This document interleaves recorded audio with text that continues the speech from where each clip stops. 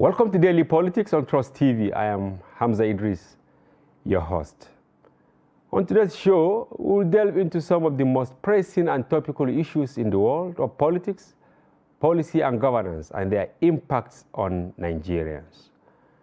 We start with the story that the Nigerian Financial Intelligence Unit, NFIU, has announced measures to prevent cash withdrawal from federal, state, and local government accounts. The CEO of NFIU, Modibo Hamman Tukur, made the announcement during a meeting with the chairman of the Independent National Electoral Commission, Professor Mahmoud Yakubu. Tukur stated that the constant devaluation of the Naira and the introduction of a new Naira policy has automatically activated Section 1 of the Money Laundering Prohibition Act. Tukur also pointed out that many cash withdrawals from government accounts, including payments, often exceed the cash withdrawal limit set by the Money Laundering Act. This puts innocent public servants at risk of being imprisoned. To address this issue, the NFIU will send an advisory to the Secretary to the Government of the Federation, all governors and local government council chairmen, directing public servants to open domiciliary and Naira accounts before the new policy becomes mandatory by law. Additionally, Tukur stated that governors and local government council chairmen will need to provide training for market vendors on how to use ATM and POS services. In response to recent reports that the NFIU will block federal government accounts in January 2023, the NFIU's chief media analyst, Ahmed Dukko, has denied these claims.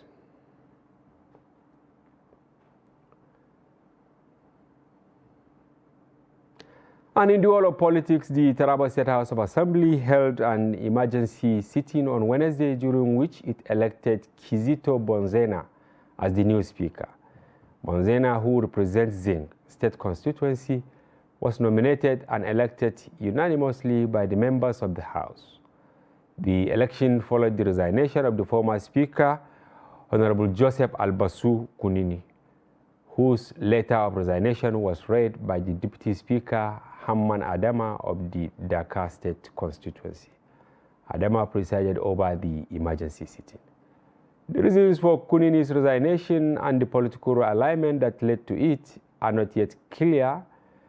Kunini's last official function was on Monday, when he presented the 2023 budget to Governor Darius Ishaku for his assent. Also, the governor of the central bank, Godwin Emefiele, will not be appearing in person before the House of Representatives on Thursday, according to a letter from the CBN. Instead, Emefiele will be represented by the Deputy Governor of Financial System Stability, Aisha Ahmad. The letter from the Deputy Governor of the Corporate Services, Edward Adamu, stated that Emefiele is currently ill and unable to appear before the lawmakers. This marks the second time that Emefiele has failed to appear before the House.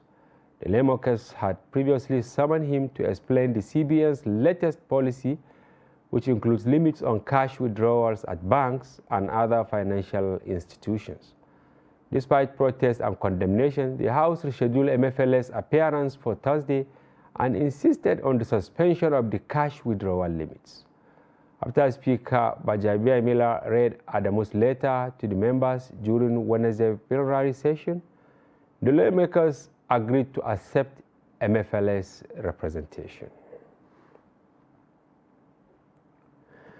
And finally, President Muhammadu Buhari has launched a new digital application called iMac that will be used to monitor and evaluate government expenditure on capital projects in Nigeria.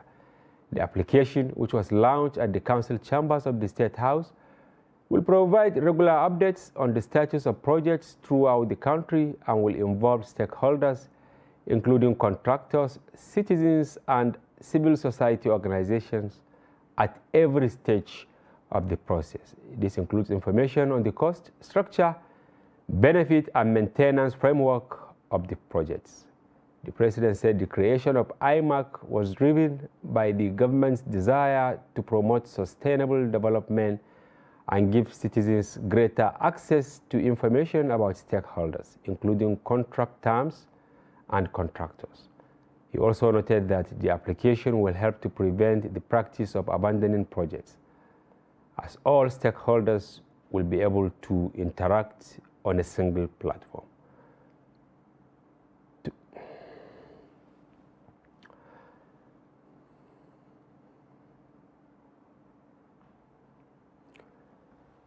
Well, joining us today to explain some of these issues, we have Jibril Shitu. He is the Chief Executive of the Public and Private Development Center, PPDC. We also have Jide Ojo, a political analyst who joins us virtually. Welcome to the program. Thank you very much. Yes. Jide, are you with us? Yeah, I'm with you. Yeah, good evening. Maybe we should start virtually. May I have your take on Taraba? The removal, or is it the resignation of the former speaker? What do you think prompted this action at this critical time of Taraba politics? Well, though the very sketchy, today the former speaker presided over the presentation of the budget for 2023 to His Excellency Ishaku Darius on Monday. And so I think it's just about realignment of 2023 general elections. Yeah. It's not surprising that sometimes, these alignments and realignment takes place for political expediencies. Yeah. You want to ensure inclusion of all the senatorial zones, of all the major areas of Taraba. So this could just have been one reason why this development took place 1 year into barely 6 months actually into the end of tenure of because all governor, yeah, will wind down on June 9, 2023, just the first week of June 2023. So this 6 months is about us trading. You are a political person, so it's about negotiation. And don't forget that I was contesting in 2023 for governorship. That is 2 terms. He's coming to Senate. He wants to come to Senate. So I think this is just a mutation about political inclusion. Yeah. Without any round. There are these allegations. This was done with. Yes, there are these allegations that apart from other minor issues like the failure of the governor to settle parliamentary workers in the state for the past 7 years, which the speaker has been hammering on, including the rejection of the House to allow the governor to dispose some assets of the state.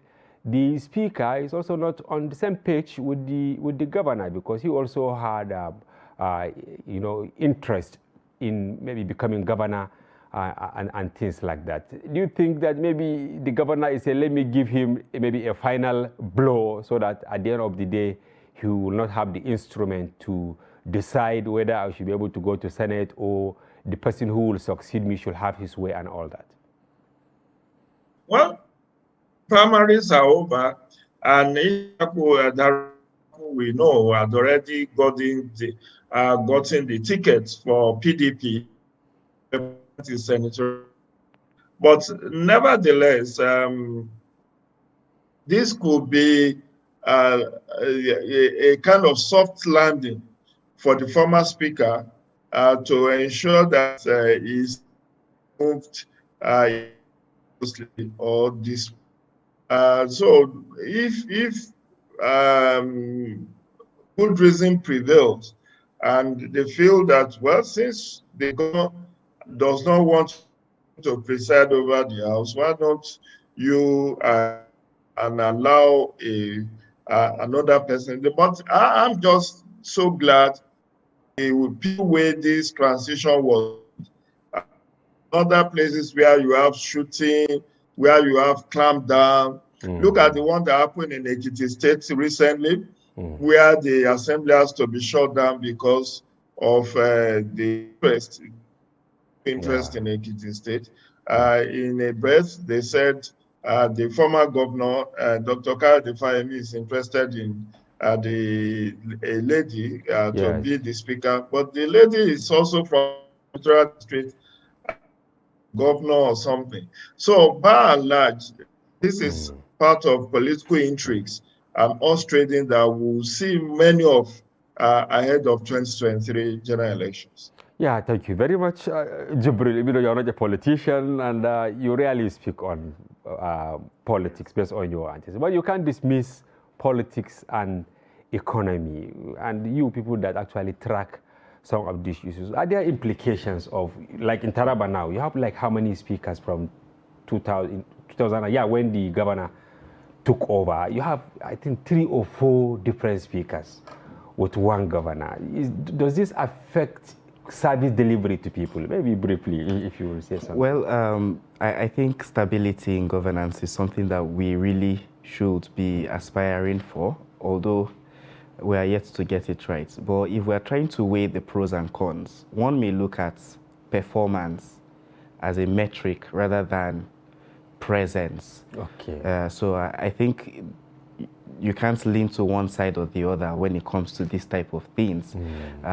So it's good to also look deeply at what was the leadership able to accomplish within that short period of when they were there compared to the others that are coming, you know, after them. So it's not about, again, you know, the amount of time spent, but the value for the people. And I think that's one of the important areas we should also be focusing on. And it's good to hear that they also passed the budget in Taraba State. In fact, they said the last straw happened at the presentation of the budget, because that was when the speaker made case for parliamentary workers outstanding. Exactly. And it did not go down well because they said the countenance of the governor suddenly changed when the speaker brought that matter. So governors changing people presiding over the legislature for political expediency instead for genuine reasons, right? Well, I think that's why we have the institutions. So if this wasn't done correctly, of which, you know, just like Mr. Jide said, you know, we're yet to get the full details. But there are the various institutions, including the courts, where, you know, we can test the validity of whatever decision was arrived at. And we've seen some of these in the previous impeachment procedures, either at the federal level or at the state levels. So hopefully, with some more information, we'll definitely chat it clearer. Yes. Maybe then to our topic of the day, actually, the statement by the NFIU boss that said they will stop cash withdrawals at the federal, state, and local government level. What does this mean to a local person, so that somebody will understand? Yes, I think maybe to start with, you know, the basis for the NFIU being able to make such an announcement. This year, we've had some revisions to the various laws and policies relating to money laundering. So we have the previous Money Laundering Act was in 2011, but now we have a 2022 Money Laundering Prohibition Act, an updated version. And for me, I feel it's a bit late, although better for this administration or for the system as a whole? For the administration, for the system. Okay. You know, we're in the last year of this administration, it's now coming out, but it's better late than never. We saw the impact of, for instance, the pipeline contract that was signed, and for the surveillance, the pipeline surveillance contract. And we are also potentially going to see the impact of this policy. We've been having various issues, either related to politics and vote buying, or related to kidnapping, for which, you know, ransom is being paid and demanded in cash. So I feel that we're a bit late with these policies. However, the policies themselves would really help us move not only towards having efficiency in our systems, but also ensuring that the safety of the citizens, which is very important, is the focus. And it will also help improve, you know, the safety of the citizens. Because one thing that we do in our culture is we try to find out where someone is from. Who is your family? Yeah. And I think, you know, having some transactions which can be traced will help us, you know, link that particular cultural values which we've always had to our current systems where someone can just go into a bank, withdraw huge volumes without of cash knowing without knowing where it is going taking and where it is taken, and someone goes and buys some mansion or some estate. But now, with the policies in place, we'll be able to trace who is benefiting from what. The other thing which I wonder is, why should people be withdrawing huge sums of money from the public purse? It doesn't happen elsewhere. Yeah. And if we are modeling, you know, even countries that have gotten it right in terms of their governance systems, Norway, for instance, they call those places paradise. They call those places paradise, and it's for a reason, because they've been able to achieve some level of efficiency in how they are handling the public purse. The public purse is not for a single individual, it's for everybody. Yeah. And that's the direction we should be headed. Okay. But one concern I may have is with the announcement itself, because it doesn't give yet the basis. And yeah, it was only during interaction. Exactly. Maybe before we get to that, let me hear your thoughts on this. Jide, the timing, is it really right? This is December. By January, February, we're talking about elections. Jibril here said, good policy, wrong timing. What is your take? Well, there is no in October, or during the democracy, the president said he wants strong, and he does not want to finish as failure. So, I think the part of the president wanting to, you know, do the right thing in the home stretch. Otherwise, many of the things that he's doing in the trial are expected to have been done long before now. Yeah. Look at the Proceeds of Crime Act, POCA, that is early in the year. This should have happened in his first tenure because he was going to fight corruption, improve the economy, and fight insecurity. But he just signed the Proceeds of Crime Act in 2022. So, related action, but better ever. The most important thing is that can NFIU deliver? Are there still loopholes that can be exploited by the public servant? The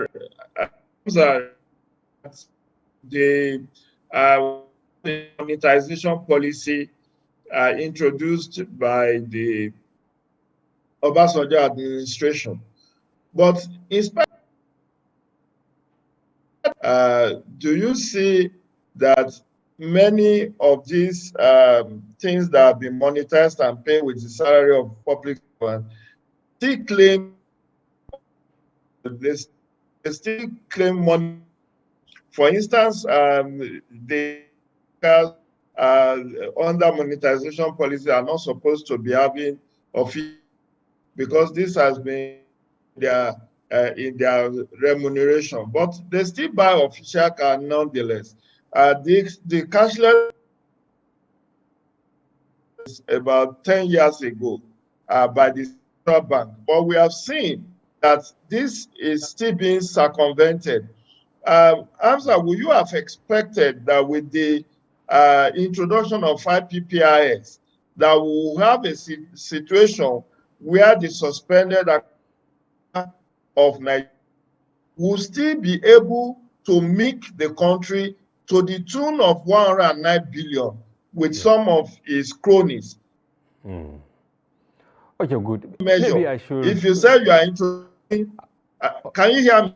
Yes, I will come back to you. I want to take Jibril on this also. Now, people will ask that we have this treasury single account where all money is there, and you have to follow processes, Yes. you know, for you to actually withdraw or to send money somewhere. And, you know, this government has been celebrating the Treasury single account. Now, this issue suddenly came up that large sums of money, you know, are being removed in cash at the federal, state, and local government. Where is the missing link? It's just like, you know, Jide has said, there are always loopholes for every new policy introduced. So, for instance, when we talk about the budget, maybe we should start with the budget process. Yeah. Once the budget is passed, you know, there is that opportunity for spending to begin. And these are the loopholes that are there, because once the budget is released, the officials, the public officials, either at the federal or the state or the local level, they have access to those funds.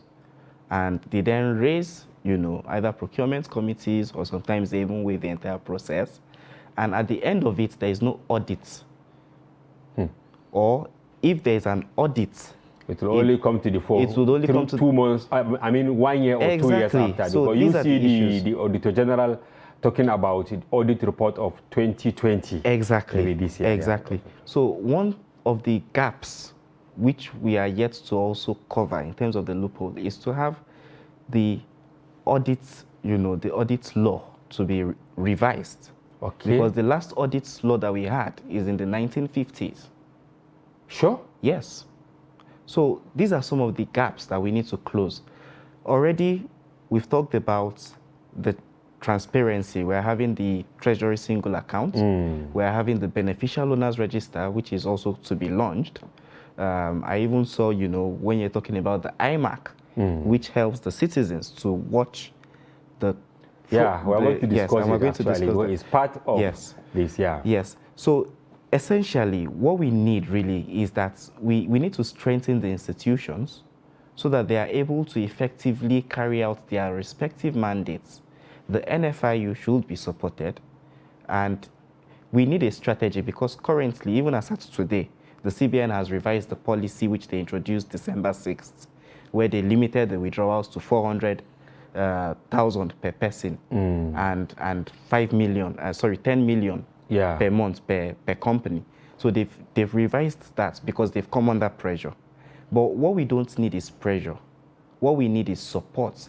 How best can we support the implementation of these policies? Because these policies are taking us on a different pathway that would help our development and our sustainability. It will help prevent corrupt practices. And that is why we should support these policies. Okay. Jide, some people are saying the president actually is trying to rewrite history, you know, very fast, because he has less than a year to live. And by the time he succeeds in doing some of these things, the whole story of his stewardship of 8 years will, to greater extent, be reversed. But at this time of the year now, and then taking the process, the whole gamut of it at once, what are some of the implications to the ordinary man? Because I'm asking this question, if this will work in Abuja, for instance, at the federal level, what about in Yusufari, in Yobe, or in Kalabalge in Borno, or when you go to Boni Island, you know, in this thing? Yeah. Okay, so like you rightly pointed out, and like I said, my president wants to finish strong. He has promised us during the Democracy Day celebration 2022 that he does not want to end his administration or tenure as a failure. So he's on an own stretch and wants to be remembered for the positive things he will have done in the lead up to May 29, 2023. But after the president most likely will become a lame duck, because people will start to behold to the incoming president. So in essence, the president has between now and February for substantial governance, because the moment a new person is announced the winner, and there's a transition committee, some of these things, particularly those of them that may end up being reversed because they would have been consulted. Mind you, the administration of and Goodluck, particularly in Yar'Adua in 2009, decided that a director cannot spend more than 8 years as a director. That the maximum period a director can spend is 4 years in the first instance, and then the appointment for another 4 years. Likewise, a permanent secretary. But what did we see? The moment Buhari came on board, he suspended, and that policy has remained suspended till today. That's why you now see the president trying to institutionalize the social investment program. This has been a program since 2016, and $500 billion has been earmarked for this program every year. But the presidency did not see this to have a law backing up this social investment program, only to just use the executive bill in 2022. So these things are coming a bit late.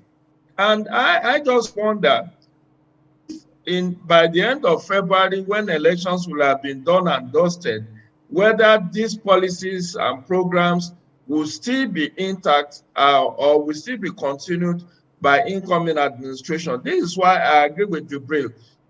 This should have come on board long before now. So it's consummated, it's institutionalized. The operationalization of some of these laws will have taken root before the exit administration. But what can we do? You can't continue to cry over speed milk. The most important thing is to give support to the NFIU, to the president, and to all the anti-corruption agencies to continue to oversight them, as we are doing right now, we in the media, in the civil society, to continue to hold their feet to fire, to say that, look, whether you are on your way home or you are just starting your administration, these are laws, these are policies, and they remain so until abrogated. So you have to continue to implement this. And one thing that I think the president is focusing on majorly in the recent past has been the war against corruption using technology. Treasury single account. I've also pointed out the issue of IPPIS. I've also pointed out the issue of DVM. There is also the issue of the NIN registration and so all introductions by the Money Deposit Bank, know your customers, KYC mandates and all of that. All of these are geared towards fighting corruption. I mean, the Proceeds of Crime Act, under which you have the beneficial ownership register that Jubril also mentioned. All of these are things that ordinarily the president should have given prime attention.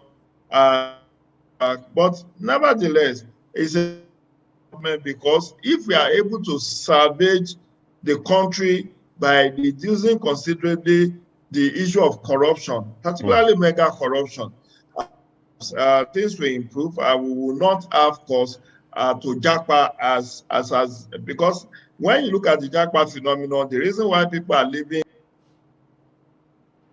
in brain drain is because of hopelessness about the Nigerian situation.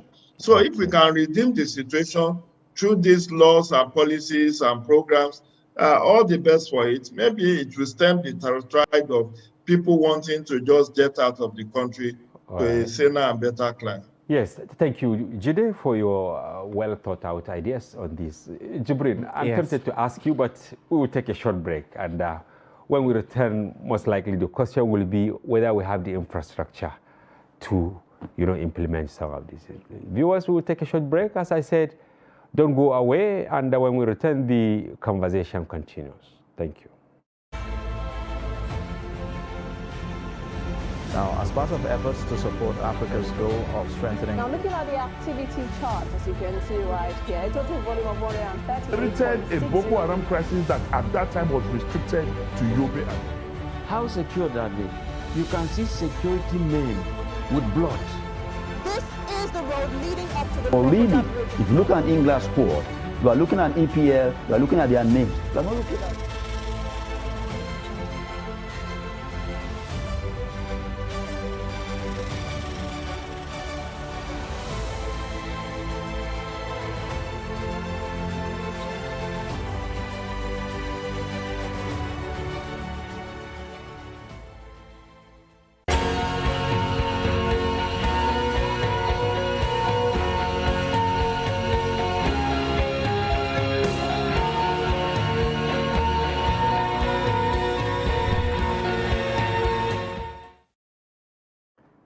Welcome back. If you are just joining us, this is Daily Politics on Trust TV. Do well to follow the conversation across our social platforms on Facebook, Instagram, and watch us live on YouTube. Yes, we have in the studio Jibril Shitu, the Chief Executive, Public and Private Development Center, PPDC, and Jide Ojo join us virtually. And we are discussing the pros and cons around the NFIU's declaration that federal, state, and local government areas will be forced to stop doing transaction in cash, right? Yes. Yes. So the infrastructure, because so many policies all the time, but you realize that they end up in paper. Now, apart from the government rounding up, which we may likely witness policy somersault unless something is done, infrastructure is another issue. How possible is it to implement this, especially at the local government level, where some are still doing table payments because they don't have banks there and all that? Yes, I think when we talk about infrastructure, we need to be able to break it down because we can talk about the mobile infrastructure, so that's the GSM platforms. We can talk about the money agents who act as intermediaries. Then we can also talk about the internet or the digital penetration, and this sums up what we're talking about when we're talking about part of the infrastructure. So in some it's not just about having a bank in it's a not local just about government. having a bank. Okay. Yes. So for instance, in some of the local governments, I would use Northeast Nigeria, Borno State, for example. If you go to somewhere like Bama or Banki, these are areas that have been affected. You may not have banks operating fully, but there are money agents there. There is the GSM connection, the mobile phone connection. You can attain some level of connectivity there. And with this, what needs to be done is sensitization and also adaptation. How does my literacy level allow me to be able to take advantage of the mobile services that are available? Yes, because you see, many people who live in those localities, you know, they have the analog phone. Exactly. In the first instance. Exactly. So they are not even connected to the internet. Yes. Yes, and some of the things we've seen from the CBN side is to relax the policy. So for instance, MTN was given a license to be able to start the mobile banking. Okay. And I think that would also help open up the systems and processes. But one thing that was emphasized was the need for training. Because without training, without sensitization, and the question then is, who bears the cost of the sensitization? Is it the banks? Is it the communities? Is it you and I, using these platforms to ensure that the people are sensitized that this is possible, this is feasible, this is doable, this is achievable, and that working together, we can then ensure that we are making use of the system that can help us track those that are taking advantage of it to launder money. To launder money. Okay. Jide, just hours ago, let me say, because it's less than 2 days, when Doyin Okupe was actually convicted, right? And in his defense, there was this area, ignorance. His wife mentioned it, that he too, that he was not really aware that transacting business over 5 million, right, outside the banking system is a crime. Does that mean that millions of Nigerians will be jailed in the coming months? Because when you go to some of the villages we mentioned, people transact, you know, in cash. And unless, you know, you take time, it is going to be very difficult to actually convince them to switch to, you know, mobile banking and all that. Well, the case of Doyin Okupe, the much I can say is that ignorance of the law is not an excuse. Yeah. If you serve an administration and you work with as a presidential aide, you should have asked questions. Getting such huge funds in cash, I think, to my own mind, was a deliberate ploy not to be accountable. We in this part of the world prefer the old ways of doing things. That's, we want the status quo to remain. We want cash transactions because that one is difficult to trace. It's difficult to track. Look at the issue of vote buying. To be given 1,000 naira cash. But if you have to make similar transactions in online, definitely there will be traces, there will be bank accounts, money moves, and then you can have, because BVN, bank verification number, is possible to get all the details of a customer. So I think Doyin Okupe was just when he said he was not aware that this, even the Office of National Security Advisor, that was release of money to him. There should have been a knowledge. I mean, the NSA cannot lay claim not to know that what his office was doing was not with the Money Laundering Act.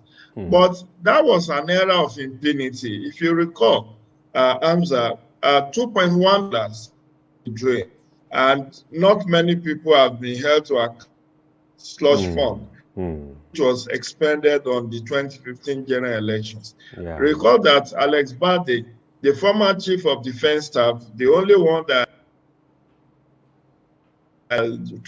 for future all the assets he has traceable. There was a military report, a military committee report that says the $1 billion was spent to buy cake, military equipment. The other half was just given out as slush fund to mobilize people to support the president, the re-election ambition of Goodluck. So Doyin Okupe case is just as simple as of the law not being an excuse. But the issue about financial and economic challenges people in rural communities will face. This issue of Money Laundering Act is more targeted at public servants and this withdrawal limit and all of that. If you are a trader, there is no law that says you cannot keep your money whichever way you like it. At least to the best of my knowledge, that has not been criminalized. You can still hold, you are a supplier and you choose not to open bank account for your transaction. I think that is still okay. The only thing is when you take your money to the bank and you want to withdraw it, there is now withdrawal threshold beyond which you can go beyond that threshold to Emefiele, is that you have to pay some administrative charges over above what is permissible, and you have to fill some forms to also just needed sums of cash. And all of this, all of targeting anti-corruption, forestall practices to ensure transparency and accountability in governance. And that is that a lot are kicking against this because of doing things pays them. And you see majority of those who are against this are politicians because they are the one that wanted and that is money. the question I really wanted to ask Jibril here, because some people are saying it is in line with Buhari's resolve that he's going to bequeath a credible election. And the only way you can have a credible election is when you starve politicians of funds, right? Because they use it to do all sorts of things. You know, they can buy your conscience and all that. Do you really agree? Because Jide is trying to talk on this. Yes, I think once the measures are in place, it will really help. But one thing that we are very concerned about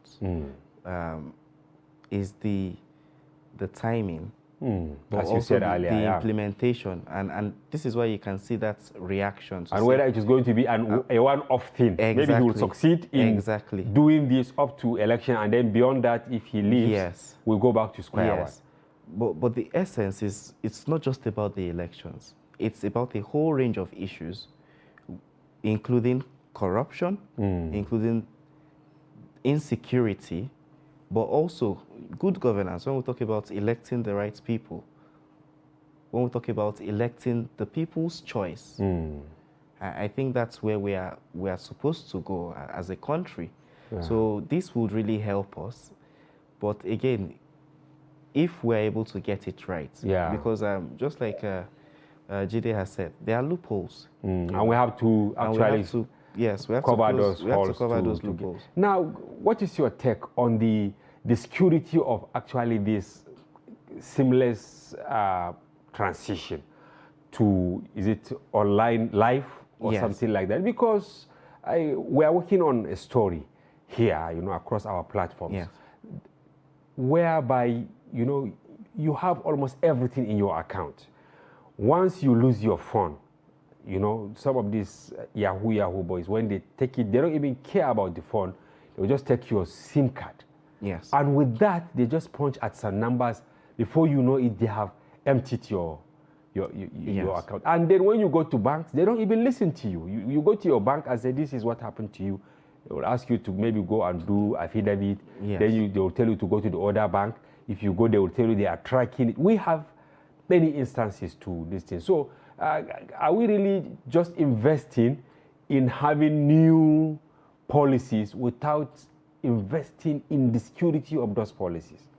Yes, I would agree with you that to an extent, we are just rolling out the policies, and which is why I'm very concerned about the timing. Because there is a question of what happens when the current administration leaves. Will the incoming administration be willing to continue some of those policies?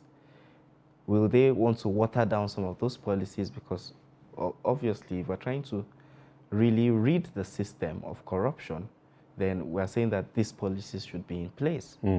But where is the level of sensitization, like you mentioned? There is not much sensitization going on. There is more of the introduction of the policies and testing approaches to the policies. You see the NFIU statement, you see the CBN, December 6th, a new CBN directive as at today. So tomorrow, what just today, just today. And millions of Nigerians are not really and no one is really aware of it. No one is catching up on it. No one is also understanding how to raise these issues. You know, we've had incidents where over the weekend somebody wakes up and the entire account is wiped clean because the person cannot rush into a bank. Yes, to stop it. To stop it. Yes. So we really need sensitization, and this is where there needs to be some form of partnership, because one actor cannot, or one stakeholder cannot, you know, ensure that this is all done by themselves. Okay, Jide, the other issue, which is closely related to this, because it's about accountability, is the President's declaration today, launching, right, the application IMAC to monitor projects. Maybe they are starting with those projects of the federal government, because Nigerians have been asking questions. Fashola said he has done how many kilometers of roads? And people are asking questions whether it is true. And the president was categorical. He said is to allow other Nigerians to have a say in the claims by those in position of authority. Is this also timely, or the president is actually racing against time? Racing against time. These are things we had expected him to do. And so if it, Hamza, it's a bit of time to institutionalize policies and programs. And this being instituted or this being launched barely 6 months to the exit of the president. I warned earlier on that it actually 3 months in government. After the elections and a new president is announced, you see all servants start to incoming person, and he becomes lame duck. And programs may not actually be implemented to the letter, and it depends on commitment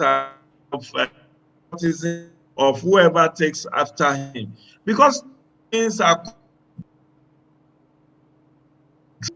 the president doing so much in the last 6 months or 2 months of his administration. Is it that he just and he's just thinking, oh, I need to leave a legacy, let me quickly also throw this in?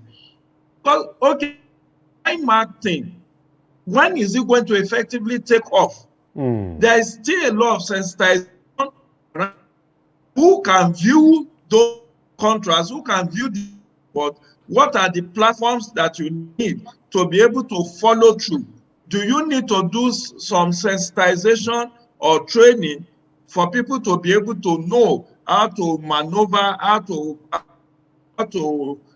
view the portal and all of that? So a lot of things are being thrown out there without much sensitization of the public.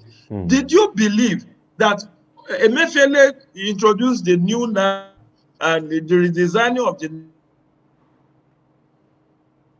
told the security features on those new naira notes? They are just today is now that they are started features timing fake naira notes and from the original and all of that. There is no such.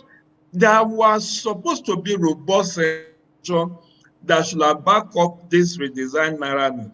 But today, the press have reported